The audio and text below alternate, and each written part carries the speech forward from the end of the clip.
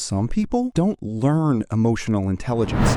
They're forced into it, not by books, not by therapy, but by environments where understanding people was the only way to feel safe. Think about that for a second. You're a kid. You should be playing. You should be carefree. But instead, you're watching everything. The tone in someone's voice, the silence after a conversation, the smile that doesn't feel real. You notice it all. And slowly, without realizing it, you stop thinking like a child and start understanding people like most adults never do. There's a reason this happens. When your environment is unpredictable, your brain doesn't stay the same. It sharpens.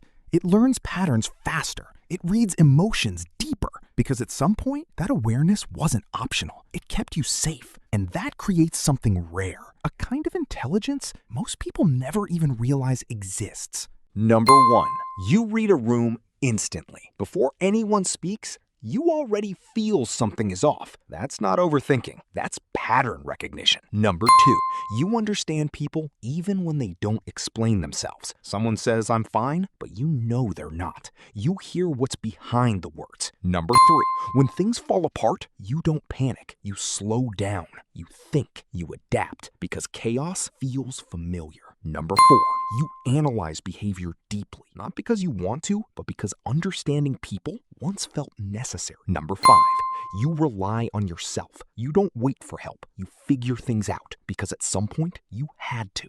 But here's what people don't talk about. Being this aware is exhausting. You notice everything. You feel everything. And trusting people, that doesn't come easy because you've seen too clearly what people look like when they're not being honest. But this is where it changes because the same awareness that helped you survive back then can now help you win. You didn't just go through it. You built something most people don't have. Here's why this matters.